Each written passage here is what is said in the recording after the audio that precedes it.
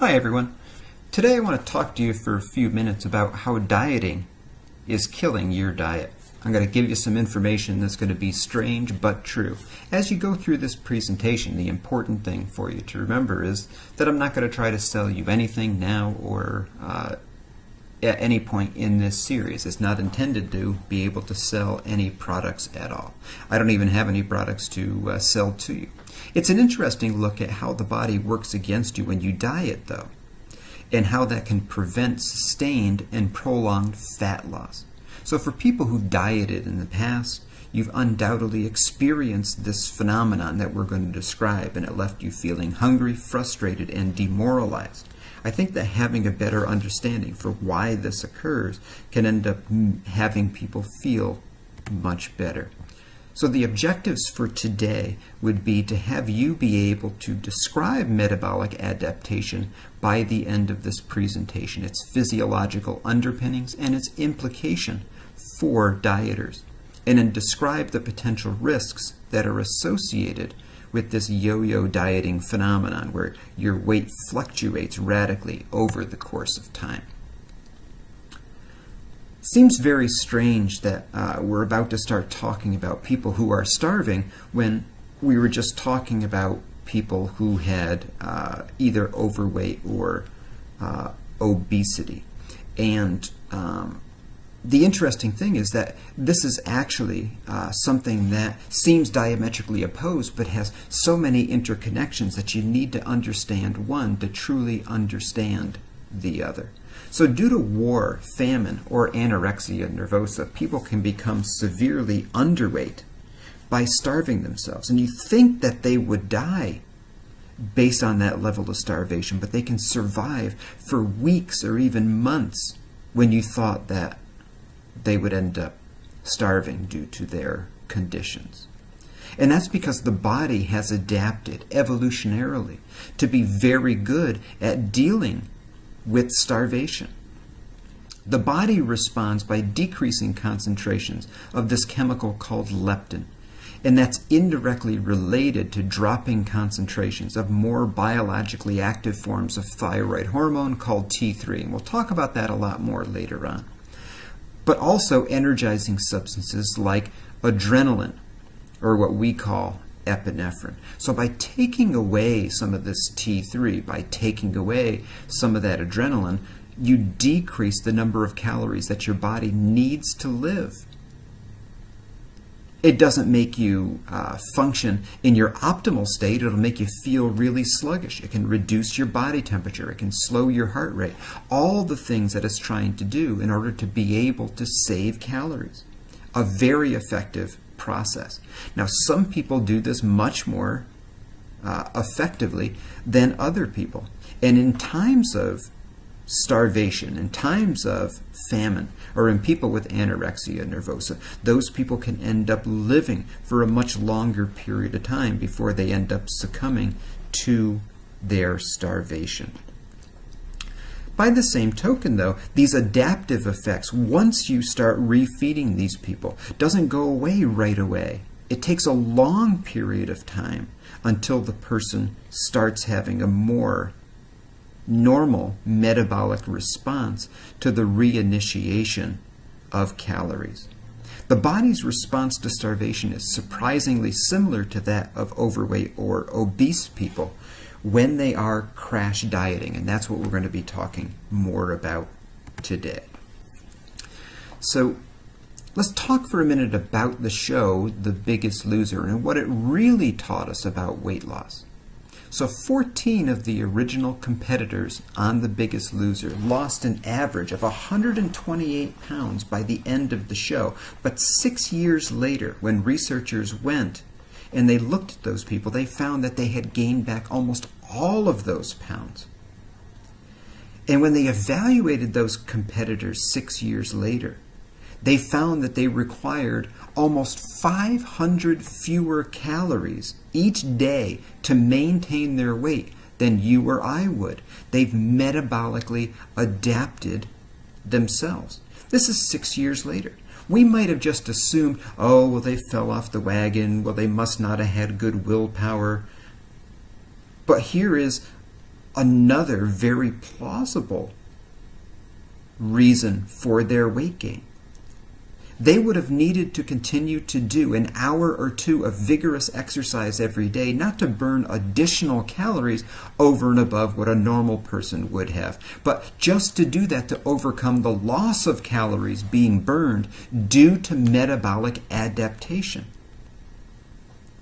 This is what set them up but for slow and continuous weight gain, that even their training, the pressure from their product endorsements, from their speaking engagements, and the tremendous peer pressure to maintain a slim figure could just not overcome. This didn't only happen in The Biggest Loser also. Other competitors in shows like Extreme Weight Loss and others over the years have been victims of the same metabolic adaptation phenomenon. So let's talk about metabolic adaptation in weight loss. And what you see is that people end up hitting a plateau when they've lost somewhere around 12% of their body weight. And now look at it. Metabolic adaptation when you start out here at baseline is virtually zero. When you lose about 11 pounds or about 5 kilograms, you can see that there's a drop in the number of calories that you burn each day, almost 100 calories. By the time you reach your plateau, where you're continuing to diet but you're not losing very much weight at all, you're losing somewhere in excess of 160 calories per day in this one study. So let's look at metabolic adaptation and whether or not you can compensate for that. Well, we know that if you exercise, that exercise is going to burn additional calories. Okay, so let's start out here with diet alone. So here you're only dieting in order to be able to lose weight. And you can see that the main change in the resting energy expenditure, that's how many calories, okay, you'd need to be burning just by doing nothing each day. Now here you can see that it was being reported in another unit called kilojoules, which are related to calories. But this is a reduction in resting energy expenditure for every 1 kilogram or 2.2 pounds in weight loss. And you can see that dieting alone is going to give you this metabolic adaptation, and this amount of adaptation is going to be greater than if you tried to use exercise alone in order to be able to lose weight, or whether you combined diet with exercise. So the take-home message is that combining exercise with dieting can end up helping to maintain calorie burn throughout the day, even when you're doing nothing. And it does it better than dieting alone. Metabolic adaptation, though, is not just something that makes it harder for you to lose weight because you're burning fewer calories each day. It also has something to do with how hungry you are.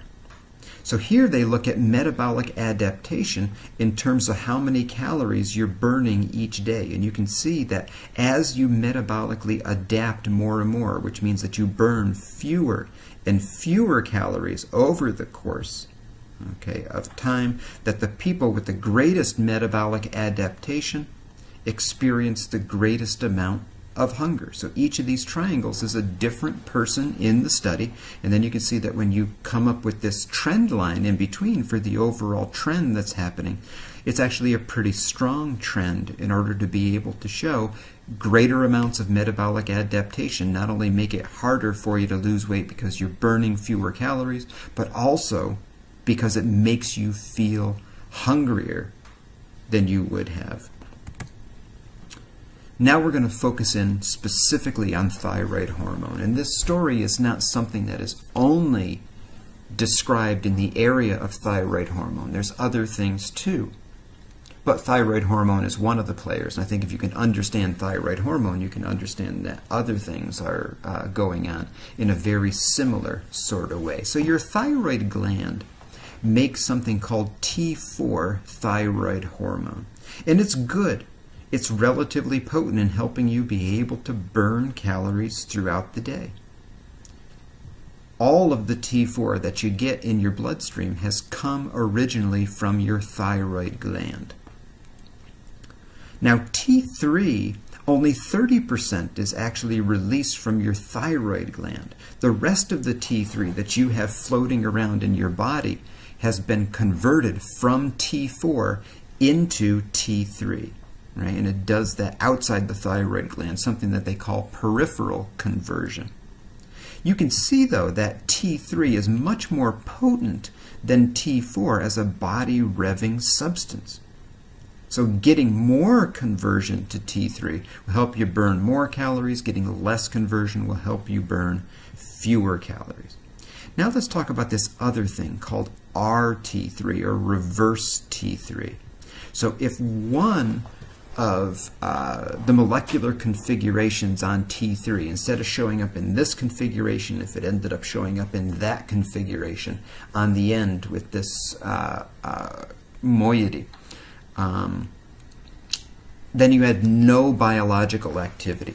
So converting T4 into RT3 takes away the beneficial effects of the T4 without giving you any beneficial effects due to RT3. But converting T4 into regular T3 gives you a greater effect in terms of metabolism. Now we're back talking about anorexia nervosa, because this is the best information where it just puts everything together very, very nicely. But then we'll go through and show you other information that shows, again, the tight relationship between this type of calorie loss and the other type of calorie loss, also in dieting. Let's look first at body weight. So look at the normal control patients, and then look at people who have anorexia nervosa at baseline. These people then underwent a refeeding program, okay? And during that refeeding program, ended up gaining back some weight by 43 days in treatment, and then by 84 days in treatment. Look what happened to T4. You can see that the T4 concentrations were significantly reduced, which means that the p-value was less than 0.05, and you could say with 95% confidence that this group is less than that group. Okay, and that's what all of these asterisks are saying. It's this group versus the normal control group. So you can see the T4 concentrations were significantly lower. And as the people began to gain weight back toward a more normal body weight, the T4 concentrations were also going back up. But they didn't go up as dramatically as the T3 concentrations ended up going up. So again, you can see at baseline it was significantly reduced versus controls. But then you can see that as you did refeeding, that you saw increases in T3 over the course of time. Now here we're back to that resting energy expenditure, the number of calories that you burn just by doing nothing. And you can see also a significant reduction versus baseline, but that as the people were in treatment and their body weights were coming back towards normal, that they began to burn more calories in a day than they did before, just by hanging around. Okay, so now let's try to relate it to what happens during dieting. This is a relatively large study called the Calorie Study. And it was done in 2015, and they had 218 non-obese people, and they were randomized to 2 years' worth of therapy. So these people were normal weighted. But one group was given 25% calorie restriction. The other group just continued to do regular eating. So let's first look at the no dieting group. And when you look at the no dieting group, you can see that they didn't lose any of their weight, right? They ended up maintaining their weight over the course of time. Where you have the dieting group that initially had lost weight, but then at a period of time stopped losing weight, even though they were continuing to cut 25% of their calories every day. Let's look at what ended up happening to their number of calories that were consumed in those two groups over the course of the long term. So at 12 months, the non-dieting group was eating about 20 fewer calories each day than what they were eating at baseline. In comparison to the 342 calorie reduction at 12 months in that population. You can see by the end of 24 months that the number of calories that were being reduced a day in the no dieting group was virtually nothing, but that this group was consuming 173 fewer calories each day than the other group. So, they lost some of their eye of the tiger, their ability to continue to maintain that diet over the course of time. But they still did much better than nothing 2 years out, which is pretty impressive, actually.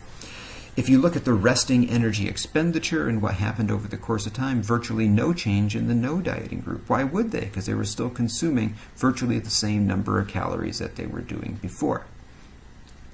However, look at the resting energy expenditure each day in this group. Now, these people had a 25% reduction in overall calories, and you can see this reduction in resting energy expenditure. Not tremendous, but definitely something.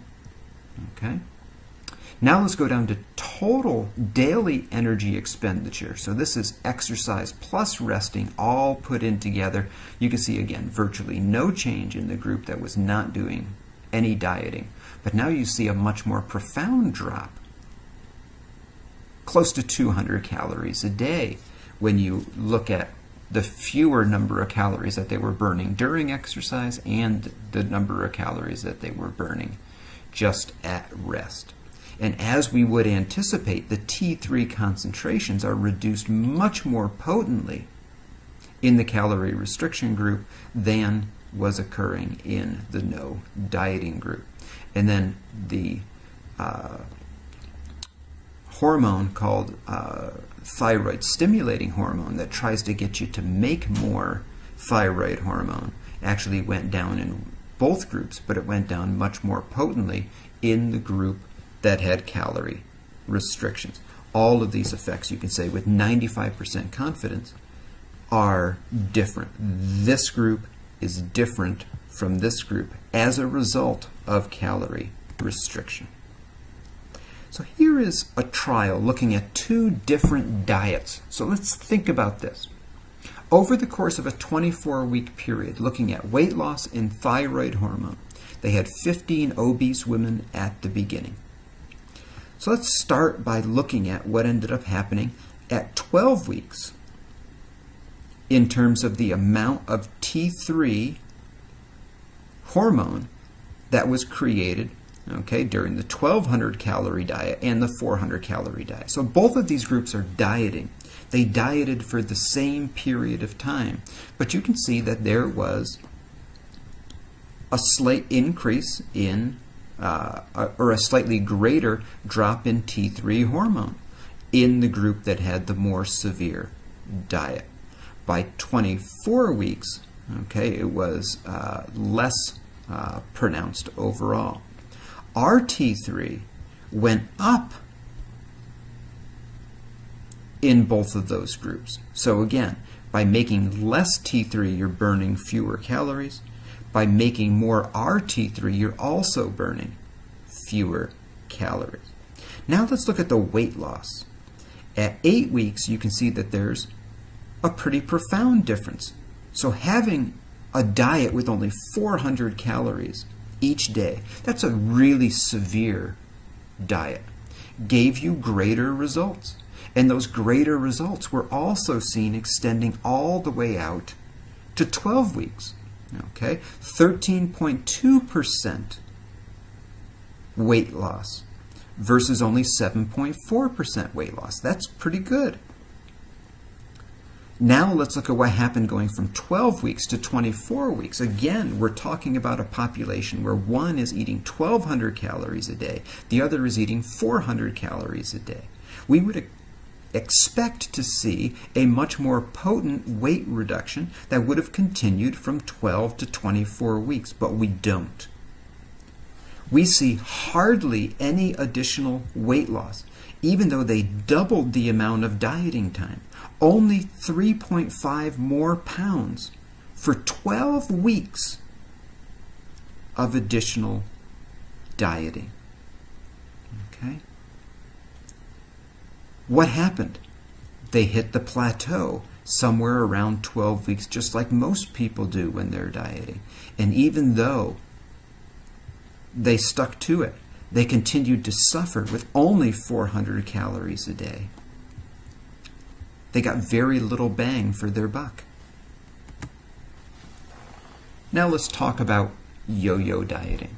So this slide is entitled Yo-Yo is a No-No and an Uh-Oh, because yo-yo dieting is a risk factor for the development of coronary events. So those are events that happen in the heart, like a heart attack, and cardiovascular events, which could include things happening in the heart, but also elsewhere in the vasculature, like a stroke. You can look at the results yourself, but in the people who had the greatest changes in body weight, either in an upward or downward direction during their yo-yo dieting, had a greater number of events than people who had more stable body weights over that time. Okay? So you can see that people with the least variability, 22.4% of them had a cardiovascular event versus 36.9% who had the most variability. They also showed a positive relationship when they broke them up into 5 discrete groups, that as you had greater variability, your risk of a cardiovascular event went up in that linear fashion. So those people with the greatest body weights over the course of time, right, the greatest body weight fluctuations over the course of time, had a 117% increase in their risk of heart attack, 136% increase in their risk of stroke, and 124% increase in their risk of death than people who had the lowest variation in body weight. Being overweight, being obese, increases your risk of all of these cardiovascular events. But losing some of the weight and then gaining it all back and then losing it and gaining it all back in rapid succession, that yo-yo diet, also has some negative cardiovascular implications. So what are the conclusions from the discussion that we had today? The first thing that I want you to appreciate is that losing weight is hard. It's hard to deny yourself what it is that you've become accustomed to, what it is that your brain expects, what all the microorganisms in your gut are anticipating is going to come. And they all have ways in order to be able to impede you from losing weight. If you overcome all of that and you start cutting those calories, and you begin to lose weight, it's going to happen for a period of time. But if you continue to continuously diet over the long term, you're going to begin to lose some of the bang that you're getting for your buck through metabolic adaptation. If you exercise along with your dieting, you're going to do better than when you were dieting alone, but you're still going to get some degree of metabolic adaptation that's going to be working against you. Gaining weight after dieting is going to be easier to do than losing it was. Not just because you're like, oh, well, I'm finally off of this diet, either because you successfully reached your weight or because you had gave up earlier, but also because that metabolic adaptation is going to continue even after you stop dieting. So just going back to the number of calories that you used to eat is going to lead to weight gain because you're burning fewer calories each day. And that yo-yo dieting may be risky to your health. So the big point to remember is that just like people who are starving, either because of war, because of famine, or because of something like anorexia nervosa, and people who are obese that are trying to cut a great number of calories, they will all go into this metabolic adaptation. And you may say, well, why would somebody with all of these fat reserves go into metabolic adaptation? It doesn't seem like it makes sense, but think about it for a minute. When you are eating, what is it that all the nutritionists are trying to tell you? They want you to eat a balanced diet. They want you to have green leafy vegetables. They want you to have a good protein source. They want you to have a good source of healthy carbohydrates. They want you to have fiber. Okay, so they want you to have all of these macronutrients and micronutrients to give your body all the things that it needs to be able to survive. When you cut back severely on other calories and you're requiring your body to use only fat as an energy source, you're going to begin to run out of the protein that you need. You're going to be beginning to run out of some of the micronutrients, the minerals and the vitamins that you're going to need in order to be able to maintain good general overall health. Your body can't live well in that type of environment. You can't live only eating fat. You can't live well only living on your own fat. You need a good balanced diet, and when you don't give your body that, your body has to compensate for that by going into metabolic adaptation. So the next lecture in this series is going to try to underscore that it might not be your faulty willpower. It might be that your body is just great at preventing your own starvation. And you're not going to win by dieting for too long because your body won't allow it. So in the next presentation, I'm going to discuss part-time dieting and its potential to prevent the onset of metabolic adaptation. It isn't an easy way in order to be able to lose weight, but there really isn't an easy way. But it may be a way or an approach that could be better than your current approach at weight loss.